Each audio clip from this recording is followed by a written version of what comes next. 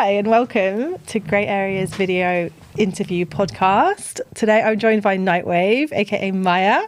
Hello. She is a producer, a DJ, a therapy, Cambo. What am I saying? All sorts of things, yeah. Lots of things. Many things. You said you have a therapeutic practice. Yes. You've been making music for how long? Like 20 years? A long time, yeah. So, I started DJing when I was 15, and that was a little while ago. So, it wasn't as easy to start producing because it was all hardware based, and also it cost a lot of money. But my dad's a musician, and he, at the time when I was a teenager, he was also working already with like very basic computer programs, and so I picked up a little bit from him and started producing very basically in my kind of late teens. But I think my proper production journey started I don't know, maybe like 15 years ago. Okay. Something like that. Okay. Maybe a bit more than that. No, maybe like 2007, something like that. Amazing. And you grew up in Slovenia? I did. Which part of Slovenia did you grow up in? I'm from Ljubljana, which is the capital. Okay. Yeah. And just earlier you were telling me this amazing nugget of information that you were a soap actor? Yeah. So amongst my weird and wonderful jobs that I've done. So one thing I did since I was a kid, so I was 7, I was a child actor back home, and I did some movies when I was very little, and then I was in a sitcom and this kind of like soap opera / sitcom. So I did quite a bit of work, and that's how I got my first deck. So I bought my first set of turntables when I was 15 with some money that I made acting in this sitcom. I love this so much. Okay, Tell me a little bit. I mean, we'll speak about music as well, but I'm curious to know what your Slovenian soap opera was about and your role. Oh God! So it was such a long time ago, and they still show it on Slovenian TV. Your episodes. Yeah, and it's so. I mean, I'm 42 now, so that was a long time, and they just still show it sometimes. And yeah, the one that I did for a couple of years was called Vrtičkari, which means the gardeners, and it's kind of like a series and sitcom about people who have allotments and things that happen. I know it sounds so weird, but that's what it was, and it was really popular. And my character was called Marina, and I was like a wannabe fashion designer, and it's just really weird. Did people recognize you? Not anymore. No, Did they? Yeah, at the time, yeah. It's such a small country, so everyone kind of knows everyone anyway. So yeah, sometimes people recognize me. I love this so much. Yeah. That's amazing. And like, what were your early experiences with dance music? So, my dad, like I said, my dad's a musician, and he was also a DJ. So at the time, like when I was a kid, he worked a lot in I guess clubs or discotheques, as you would call it. It's like actually playing records. So I was in touch with a lot of music at the time, and I guess probably the first electronic music that I remember would be Kraftwerk. Oh yeah. So and then I got more into, I guess, happy hardcore and that sort of stuff that was around when I was a teenager. I don't know, how old was I? Maybe like 13 or something. And then the rave scene was quite big in Slovenia, and I used to always see these cool kids in the street with amazing rave clothes, and I always wondered, what is this? What's going on? And I loved it. And then I discovered like proper techno and that early kind of rave music, and started going to clubs at quite a young age, and quite quickly decided that I want to be a DJ. Didn't quite know how, but yeah, I really just always knew that that's what I wanted to do. Were you at the time acting? Yes, yeah. So I was still doing this sitcom, and that's how I managed to buy the turntables and two Technics. So that and I don't know what was it, like crappy Vestax mixer or something, but that's cost a lot of money at the time, especially in Slovenia. So I worked pretty hard for that. Mm-hmm. Yeah, and then I didn't really have money to buy records, so I only had about like 20 records for a long time to play with, because that's what you had at the time. You had to buy a record for each tune. Amazing. And like, what were your early gigs? Oh, just well, I put on my own gigs as well, and me and my friend we put on like quite decent nights. We even got some foreign guests to come, but I didn't really play that much, and because I quite quickly realized and decided that I wanted to move to London. Really? Even though I've never really been to visit, but I just had this fantasy. And at the time, remember, there's no internet. All I knew was from what I saw in magazines that we had in Slovenia, and reading like what was it at the time? I think it was Jockey Slut or like Mix Mag as well. So just fantasizing about this amazing club scene in London and how I'm going to be a DJ there, and I did it. Eventually I did move. I moved when I was 18. Wow, I think it was literally as soon as I got all my qualifications. I think like the next month I moved for good. Had you been before to London? Yeah. I've been to visit and loved it even more. But obviously, when you go somewhere as a tourist and don't spend that much time there, everything's very rose tinted. So I learned very quickly that I'm not just going to be a DJ overnight once I moved. So it took a lot of hard work, but I got there in the end. Mm-hmm. And what was what scene did you enter when you got to London? Like, where were you playing? Who did you meet? So just, yeah. What year was it as well? Oh, God, so 2002. Okay. So yeah, very early 2000s, really good techno clubs. My favorite club night to go to was Lost, which I loved. And then The End, Fabric. And then I got to learn more about new, or like genres that were new to me, like more like bass music, a lot more jungle, later on dubstep and kind of more break stuff. We didn't really have that much of that in Slovenia, so that was really inspiring to me and really interesting. Just all these other influences, and then grime and different types of hip hop. So yeah, I went to lots of different club nights. And what did I do? I guess I was very ambitious. I really, really wanted to become a DJ, even though I wasn't actually that good probably at DJing at the time, but I used every opportunity I could to practice.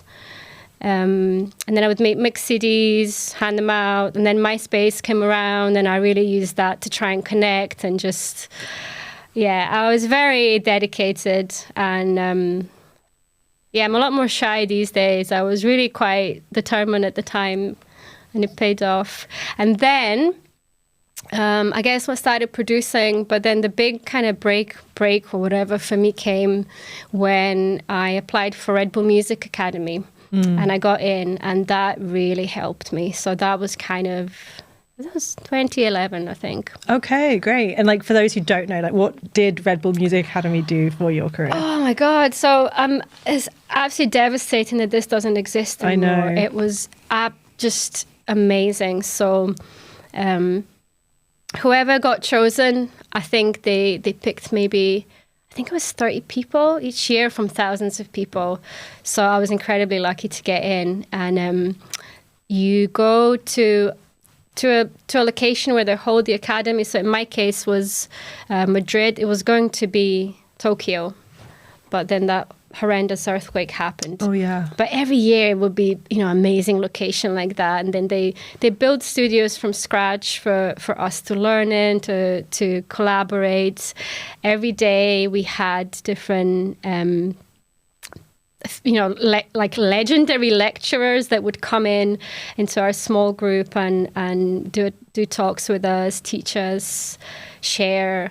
So, for example, my lecturers were MF Doom, Erica Badu, Andrew Weatherall. Oh my God. It was mental every day. And then also every night we had a show on. So one of us participants would play, and I played the closing night, and it was just, it's just the biggest high you can imagine. And yeah, after that, I learned a lot there, and then they also really support the artists. We did a lot of shows together. I traveled a lot. That's kind of how it really started for me from then. But Wow. It doesn't exist anymore. It's such a shame because the people that were running that were absolutely amazing. So we need something like that again, I think. Yeah, God, it's so sad. It's so sad, like all of these initiatives that so many kids are missing out on, like, and not even just in music, like in all across the board. Like skate parks, like all these different community centres, all these places that are havens for like young people. Too many corporate flats to build. I know. Yeah. It's really sad. Like, bring back Red Bull Music Academy. Let's start the campaign. Yeah. And in terms of your career, like, what would you say were the highlights and the key milestones of your career? So you've had a long career. Yeah, maybe. Well, RBMA would be one. And then I did quite a lot of touring, and I played some really exciting gigs.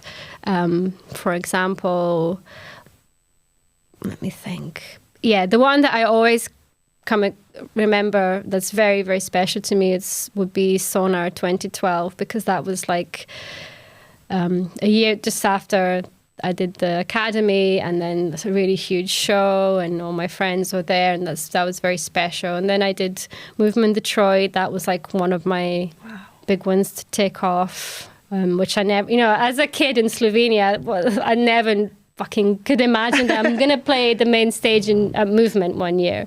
So that was really special. And then, I got to tour Australia, America, Asia. Really had the best time. Yeah, wow. And then last year I got to warm up for Jeff Mills, so that was another tick from my childhood that I never thought something like that would happen. So where was that show?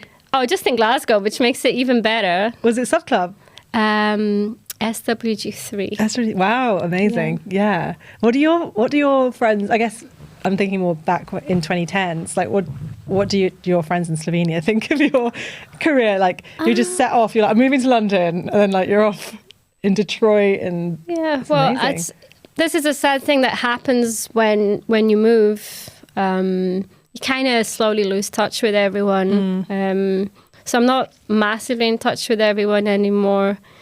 And I don't play much in Slovenia at all. This is another thing. Like, I always thought that maybe I'll be coming home more and DJing, but a lot of people say that once you kind of relocate or something, that you don't really play so much back home anymore. Interesting. So is Slovenia more of a local scene? Do they mainly book more local artists? I think a little bit of both, but maybe it's more exciting to have an artist that's not actually Slovenian. Right. I don't know. Yeah, if they're paying for flights and stuff, they're like, oh, well, we know Nightwave's mum, so... Kind of, yeah. There's no mystery there. Exactly, yeah. That's quite interesting. And in terms of, like, Nightwave, the artist, I mean, what is your brand, would you say, and, like, what can people expect when they come to one of your shows? So I like to play quite energetic music. I like to mix quite fast, and, I like a lot of acid.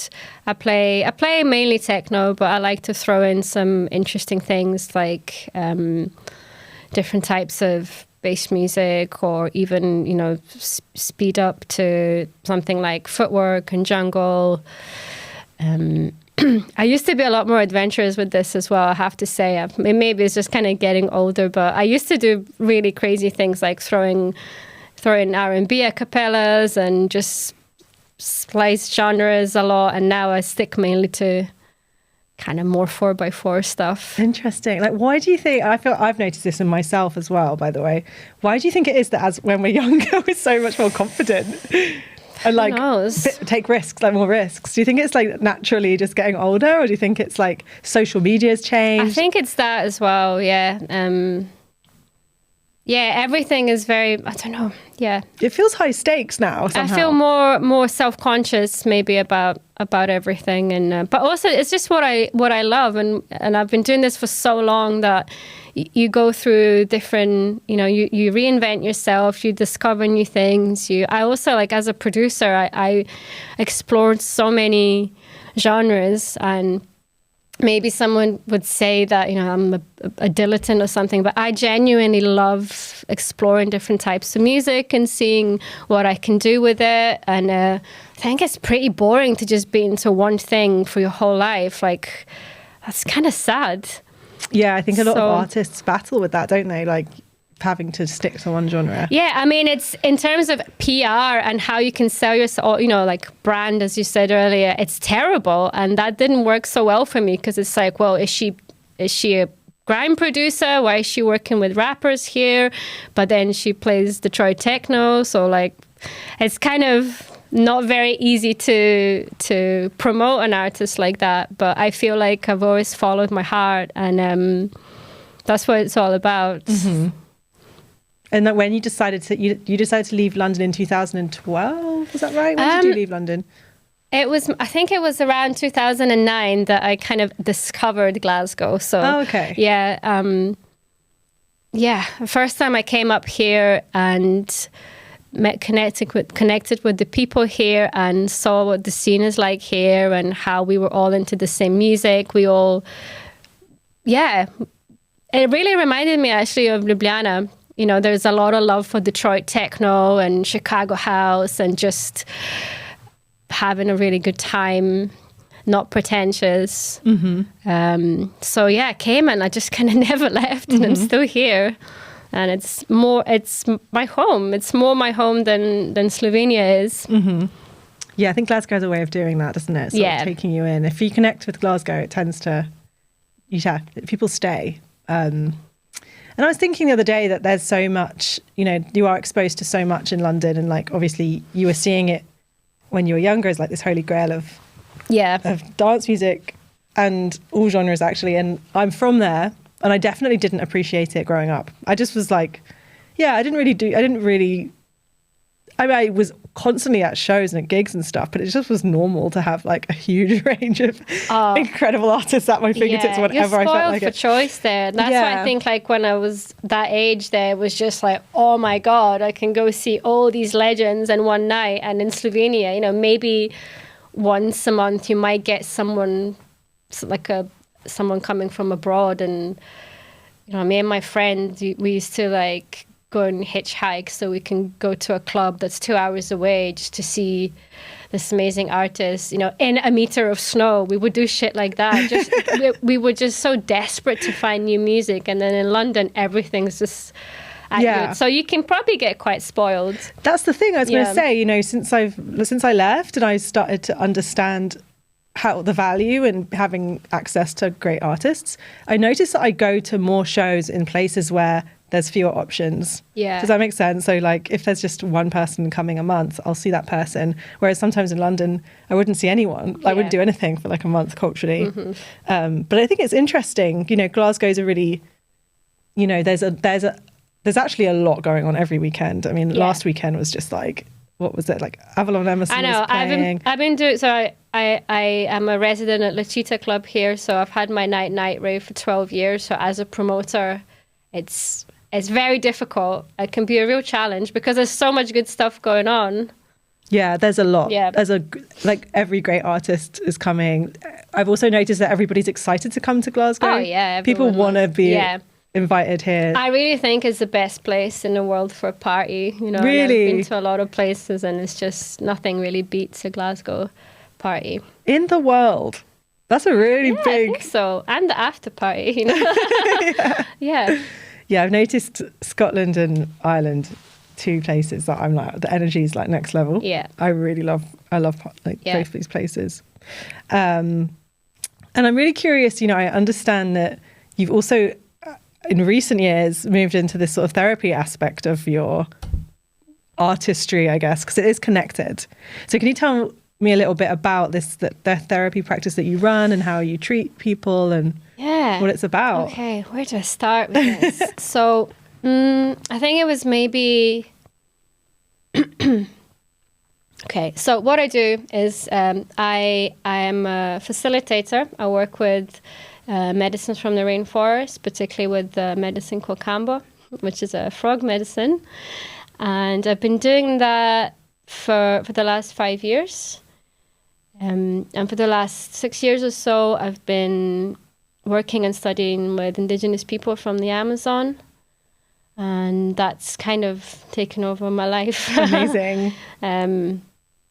I still obviously do music, but that is just another path that I'm on right now. And I started this came as a result of my own healing journey, which I was kind of forced to take on very seriously. Maybe when was that? Probably about 10 years ago, and that was a time when I was really touring a lot and not looking after myself properly. I really did, I have a degree in complementary medicine, so I did that a long time ago, and I should have known better, but the touring schedule just really ruined me, and I was not able to really manage physically or mentally. And some personal things that happened, and it came to a point where I really realized I have to really do something here. And, not just seeing a therapist is not enough. I had to really deeply dig in and find out where this is coming from and how I can heal and how I can heal my nervous system and rest. And I was so burnt out and just really not well. So I started working with plant medicines, like really, really deeply, probably about around that time. And it changed my life. It helped me in ways that I never could imagine. Wow. So that's when I started working with it a little bit deeper and wanting to learn the traditions. I also wanted to give back. I wanted to give back somehow to these indigenous communities that share these medicines with us, because, well, not doing that is colonization and exploitation, and then I connected with two indigenous communities or tribes that I work with in Brazil, and that's kind of what I do now. So it's completely taken over my life. I don't really have a choice, and I've worked with hundreds and hundreds and hundreds of people. In Glasgow alone, probably have about 500 people. Wow. Yeah. Is it group work? Sometimes it's group work, sometimes it's one-to-one. So sometimes we do retreats, sometimes it's one-to-one, but this medicine just really works and really helps people. It's helped me so much. So that's what I do now. I have a studio in Glasgow where I offer this work, and we organize retreats, and I still work directly with these communities in the Amazon. We fundraise for them. We bring them over here for events. It's just really important to me, just to, it's also for the good of the environment. And it's just really important to me that we connect back with that aspect of ourselves that we've lost. Wow, it sounds so powerful. Yeah. Really. And I understand that there is a connection between like your music and your therapy work now. In a way, yeah. So I don't I don't do ceremonies and play like banging acid tracks. That just doesn't quite work. Dubstep and Canva. Although great. Maybe it would work, but music is a really important and very healing aspect of ceremony. So what I do now is I play guitar and I sing in ceremonies. I've been learning the sacred chants of these traditions for a good few years now. So there is a musical aspect to it. But I also think that even just rave music is just like that. It's like it's shamanic in a way, so going to a rave has always been a bit of a ceremony to me, because you're there as a community, there's higher states of consciousness going on. Music is medicine. So I kind of don't feel like it's that different. Yeah, no, it doesn't sound like it. It sounds like there was, potentially the path you were on with music that wasn't working any longer in the format that you were in. Yeah, you're right. So like the work I do with this kind of, I don't call it healing work because I think that's just, what will I call it? I'll say kind of, let's say medicine, plant medicine or something like that. I think that it makes me a better DJ, it makes me a better producer. So they work hand in hand, even though you might necessarily not think that something's so electronic. But to me, electronic music was always quite organic as well, just because it's repetitive or sounds hard or very kind of metallic or electronic, whatever. To me, it's still very much like spiritual. So I think they complement each other well. Yeah, it's interesting. It really does make sense, actually, the two together, and for you to be on this like path, but it kind of simultaneously also with your career in music. Sometimes like I did when I started really working with this stuff. It was sometimes quite shocking to come to the club environment where you do see the more darker side of this industry, but there's a dark side to every industry. If you look at this, wellness, whatever space, it can be extremely dark. And I always joke about that. I worked when I was mainly in the music industry that is so full of narcissists and exploitative people. Well, the wellness world is way worse because the people that are narcissistic there genuinely think that they have some kind of god complex or healer or shaman or priestess or so there's a lot of funny characters, and I guess it's actually kind of more dangerous because people are trusting them with their health, and their advice is like potentially connected to their health, well-being. So you have people who are extremely vulnerable, who are just so desperate for healing, who have a lot of trauma, and so a lot of opportunistic people out there who not only want to make money, but just really want to be adored or like control people or even, create cults. Wow. So it's quite dark. Yeah. So I try and stay in the middle of everything. Don't want to start a cult quite yet. A cool cult, yeah, why not? Why not? And I'm so curious, what could someone expect from, healing work with you and working with plant medicine with you specifically? So, yeah, like I said, I work with this medicine of Kambo, which this is not a psychedelic medicine, but it's really powerful. And it's suitable for most people. It's quite intense. It's not, most of these medicines are not necessarily comfortable, but also it's the way traditional ancestral medicine has always worked. It's kind of going towards the discomfort, going through the obstacle and feeling it, as opposed to our medicine that masks that aspect. We always want to take things to take away the depression, to hide the anxiety, to run away from grief. And in these cultures, and in all of our healing traditions in all societies, it was always the work is to go through and feel it and transform and transmute it.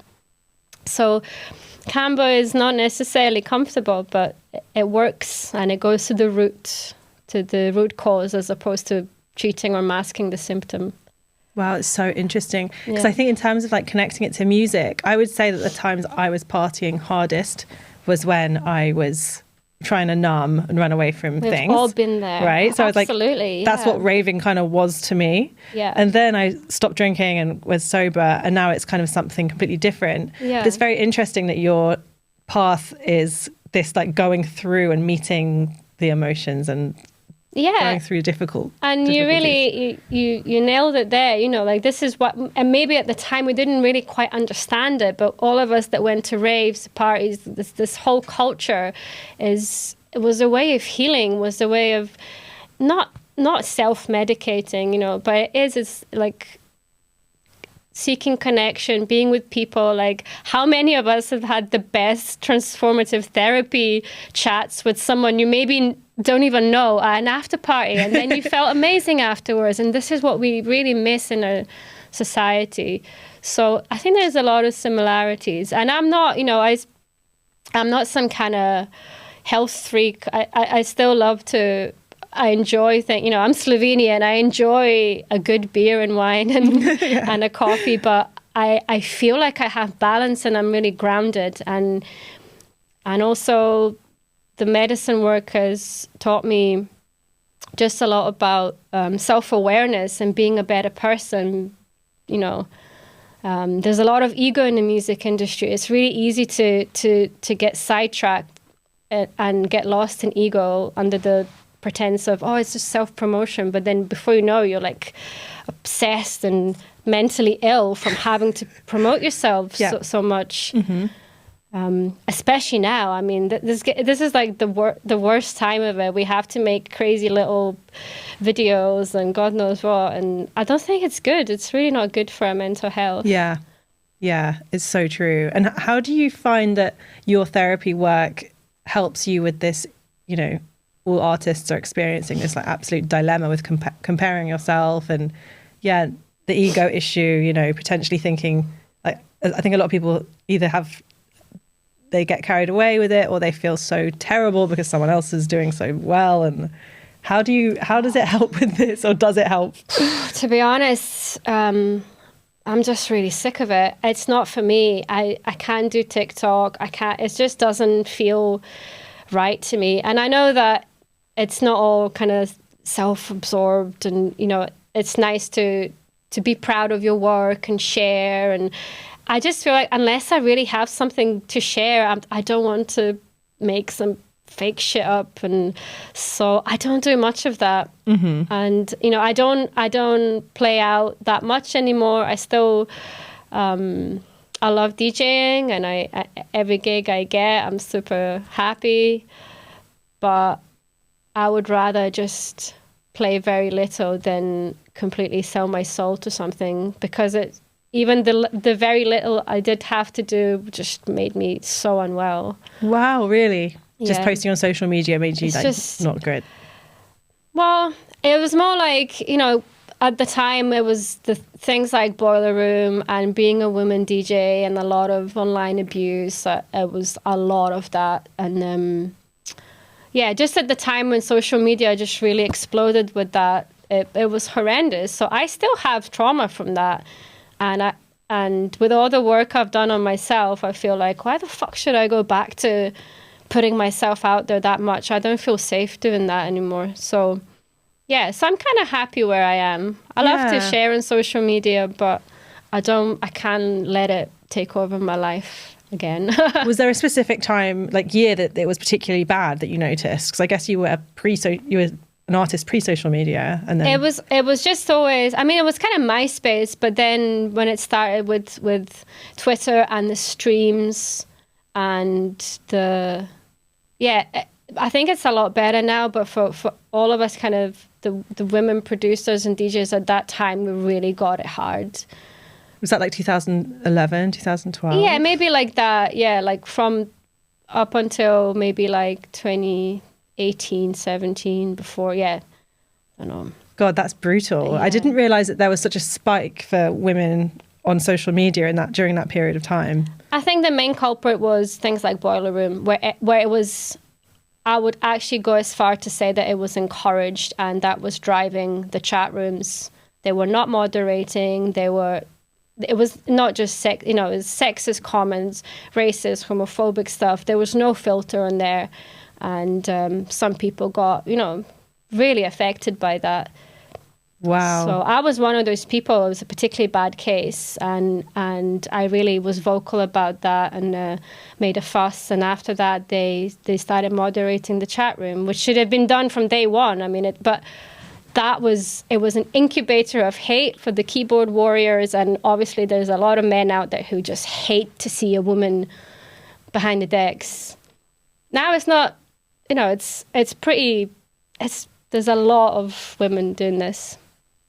But yeah, that was that's probably what made me really unwell, to be honest, was that, because that was really hard. I was getting serious abuse. It was things like you should kill yourself, blah, you know, like stuff like that. Yeah. Wow, that's absolutely And it wasn't horrific. just me. A lot of women I know that DJ or produce, or you know, or trans people, whatever. It was just a really hard time. But I think now it's kind of is better. Wow, but so like you're still left with that trauma. So it kind of makes sense now, going back to the question of before, as to why, you know, you're more shy now, or maybe why there's so much more confidence when you're younger. But I guess you hadn't gone through this like extremely devastating experience. Was particularly bad. Yeah. But you know, now I would do something like that, and it wouldn't bother me. But I was vulnerable at the time.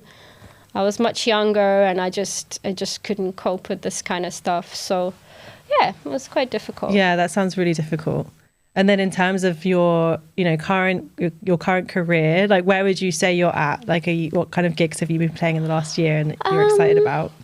Oh my God, I don't want to say like I'm a veteran or retired, because that would be sad. But inevitably, in every musician's or like artist life, if you're performing, there's a bit of a rise, and then generally, you know, there's stages in it. And I always kind of anticipated this because I've seen it in my dad's career. So that's why I did that degree when I was younger, because I knew, I was like, maybe one day everything will just go away and then I'll need to do something else. And that kind of happened with COVID. It was a huge reset, and that was terrible for my career. You know, 2019, I was doing so well. I had so many things planned, fucking amazing. And then literally almost overnight, for so many of us, everything changed forever. So I feel now I'm at the stage where I'm still a part of the scene. Things have maybe calmed down a bit. I also do a lot of teaching. I've been teaching DJing and production for women for the last 10 years. So I love to do that, but I'm never going to stop going to raves. I want to be able to do that for a really long time. But yeah. Gosh, I'm so happy like, where I am. It's just very interesting, because I feel like with COVID, it was as if there were some artists where it just ended, like things sort of ended. And then for other artists, it's where things began.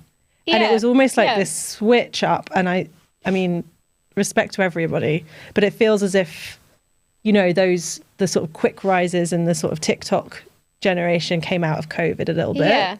And that's where we are now. And then again with this, like, this is just a Pandora's box of, you know, music has become so disposable, artists are disposable, Spotify messed everything up, blah, blah, blah. TikTok fame rise and fall within 1 year. So all of this, I'm glad that I did what I did, and I had this amazing career and experiences that I had, because maybe for a lot of people starting out now, that's not going to be their reality anymore.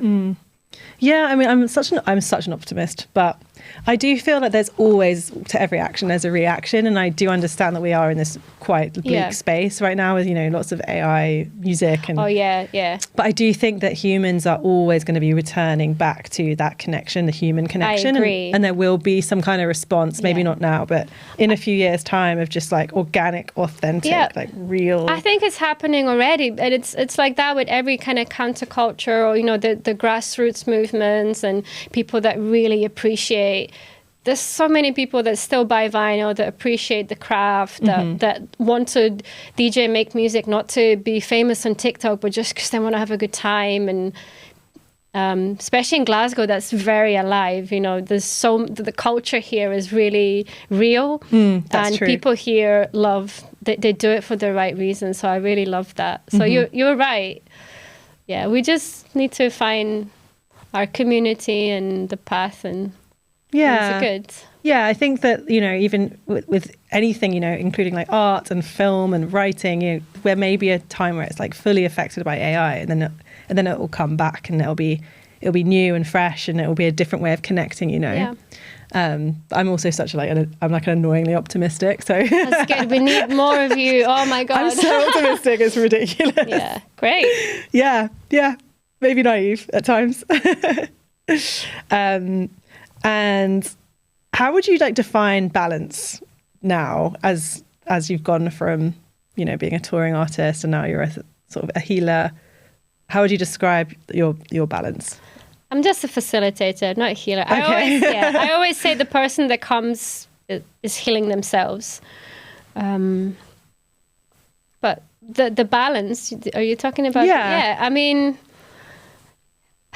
it's still very confusing. It's not the best setup because I'm kind of doing two different things in different directions. So it can be really challenging at times. But I did think, well, I need to just choose one, and I just can't. This is just my life. I'm spinning a lot of plates. I always have.